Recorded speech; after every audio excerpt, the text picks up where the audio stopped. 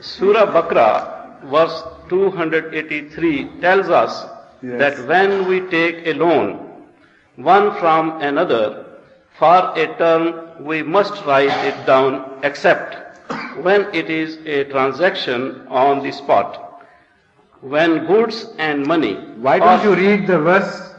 Yes, sir. The verse, which verse? I got the first Yes, one. read the verse, because this sort of loose translation is not the right way to go about it.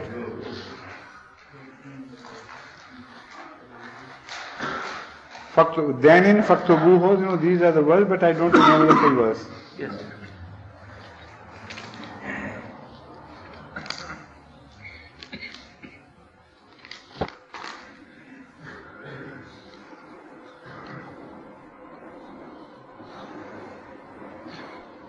Can I read the English translation? Okay, yes.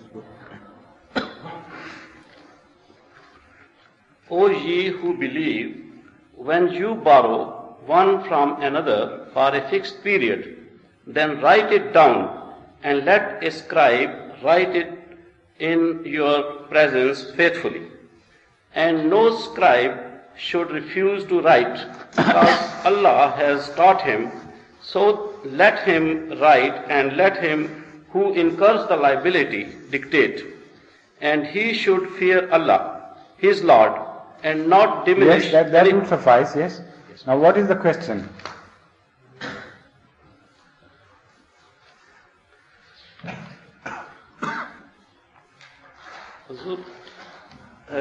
Hazur's guidance is requested in the light of the above surah in respect of the following situations and other similar instances. This is a common practice Yes. that friends and colleagues borrow small sums from one another, payable later, and no written documents are exchanged. Number 2, people traveling together, relatives and friends, pay petty expenses to be shared later, contribute as and when required, and no writing is done at the time of payment. The whole transactions are done verbally. Third, I've quoted 3 instances. Yes, please go ahead. Yes. This is common among the ladies, that they join together, each contributing a fixed sum for a period, and the total sum collected each period is received by each by their term agreed in the beginning of the system. To my knowledge, no receipts are issued while receiving or giving. This is the common practice. So what do you want to change it?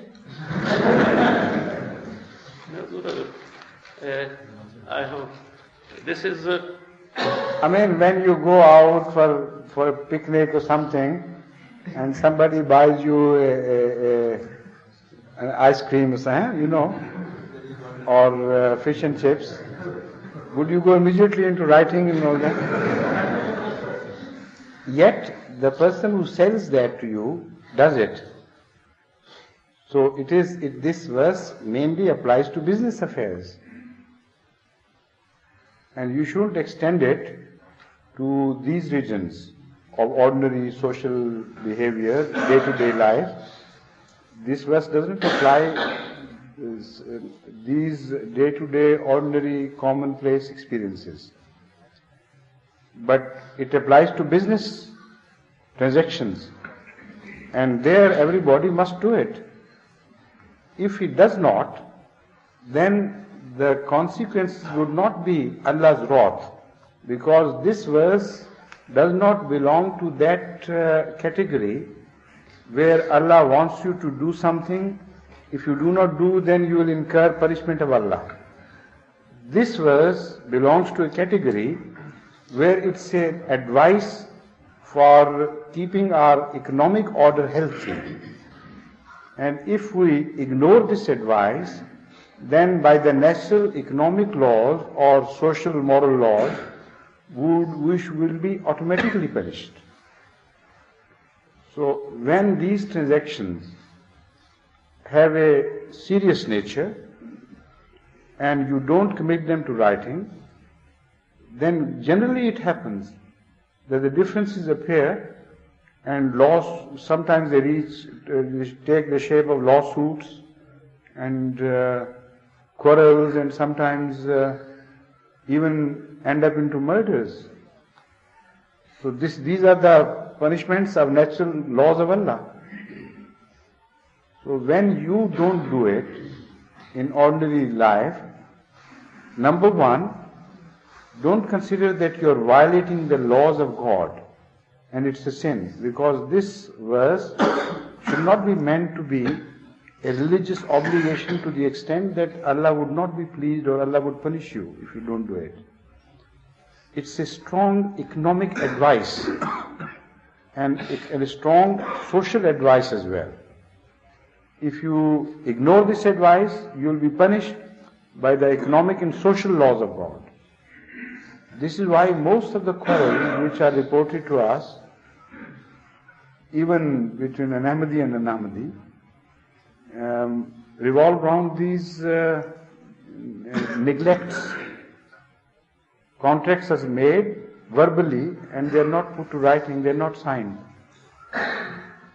And imagine the beauty of the Holy Quran, that 1400 years ago, when writing was a rare art with the people, particularly with the people of Arabia, the common law was ignorance, total ignorance of the art of writing. They were illiterate people. And to make it binding upon them at that time, to commit these things to writing is a very rare thing. No religious book could ever have thought of it, but the Holy Quran has done it. So this is the beauty of the teaching, and it also emphasizes the fact that when the age arrives, when everybody would be able to read and write, if you still ignore this, then you will be punished in the sense I have described. And because even in Ahmadiyya community, people are not paying proper attention to such orders, they suffer as a consequence. They say, I said that, somebody says, I said that, and the other one says, no, you said that in that meaning and not in this meaning, and so on and so forth. Unnecessary quarrel is prolonged and the whole atmosphere of the society is tarnished and destroyed. So this verse should be followed to the maximum in all serious transactions, not in ordinary transactions like we have quoted.